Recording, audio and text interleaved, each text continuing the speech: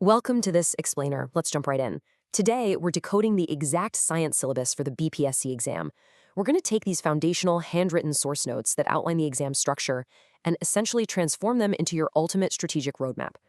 Whether you're just kicking off your prep or you're deep in the weeds trying to refine your study strategy, understanding the strict nuances of these requirements is absolutely paramount. So, I have a question for you. Do you know the difference between simply observing science and actively applying it? Now, this isn't some trick question. It is literally the defining factor of your entire preparation journey. As we're going to see from the source materials, how you answer this dictates exactly how you should be spending your study hours. Honestly, so many candidates stumble because they study the exact same way for every stage of the exam, and they completely miss these subtle yet massive shifts in what the examiners are actually demanding. All right, let's look at the actual source document, which lays out the raw, authentic requirements for both phases of the exam. Notice the explicit division here between the prelims and the mains in General Studies Paper 2. It's incredibly important to study the actual source text of a syllabus because every single word is chosen for a specific reason. By reading this closely, we can extract the exact mindset you need to adopt to conquer both halves of this pretty rigorous examination. And the syllabus strictly divides your focus. It's like night and day. On one side, for the prelims, you've got general science, which is entirely rooted in pure theory. But on the flip side, the mains shift completely over to science and technology, which demands applied knowledge. You simply cannot prepare for both using the same methodology. Theoretical knowledge is all about broad understanding and retention, right? But applied knowledge demands that you take those theories and actually use them as active tools to solve complex real-world problems. Let's break down Phase 1, the prelims, focusing on everyday science. The stakes for this initial phase are exact, 30 marks. That's what's up for grabs for general science. And in a fiercely competitive exam like this, 30 marks isn't just a section on a test. It's the gatekeeper to the next phase. It's an absolute make-or-break threshold that determines if you move forward or not. You need a highly focused, really intentional strategy to capture every single one of those 30 points. So, how do you actually secure those 30 marks? Well, you do it by comprehensively mastering the foundational pillars: physics, chemistry, and biology. Think of this like pouring the concrete foundation for a house. At this stage, your one job is to build a solid, unshakable base across these three core disciplines. The examiners just need to know your basic scientific literacy is rock solid before they let you build anything else on top of it.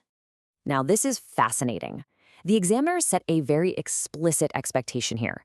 They note that questions will cover general appreciation and understanding of science, including, quote, matters of everyday observation and experience, as may be expected of a well-educated person who has not made a special study of any scientific discipline, end quote.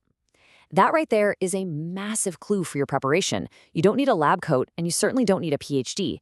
You just need to be an observant citizen who understands, why water boils, why the sky is blue, or how a simple pulley works. You don't have to memorize obscure academic journals. You just need to grasp the science of daily life. All right, moving on to Phase 2, the mains, where the focus turns entirely to impact and application. Boom! The stakes just jumped dramatically. We go from the 30 marks of the prelims to a hefty 70 to 80 marks in the mains. And listen, this isn't just a slight increase in difficulty. It demands a totally different intellectual approach. With up to 80 marks on the line, superficial memorization is just not going to cut it anymore. You now have to demonstrate a deep, working comprehension of these scientific concepts. And this perfectly captures the pivot we're talking about.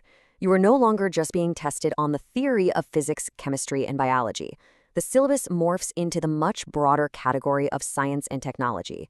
This deliberate shift in the language is signaling that your foundational knowledge is now merely the prerequisite for what comes next. The source notes define this new requirement beautifully. It says, to apply the understanding that we have developed in general science. So you have to take that everyday theory you painstakingly memorized for the prelims and use it as a powerful tool to address actual situations. The examiner wants to see your brain working. They want to see you connect basic science to real-world technological solutions. Furthermore, your applied knowledge cannot just be abstract. It has to be localized. The notes explicitly state that questions will test your awareness of the role and impact of science and technology in the development of India and, crucially, Bihar. You have to know how scientific advancements can solve specific problems or drive progress specifically within this geographical context. The emphasis is entirely on building Bihar's future. So, as you wrap up this explainer, I want you to step back and honestly evaluate your current strategy. Are you just memorizing science facts, or are you genuinely ready to apply that knowledge to Bihar's future? Because passing the BPSC isn't about proving what you know, it's about proving what you can do with what you know. So when you open your textbooks tomorrow morning, ask yourself, which exam are you actually studying for?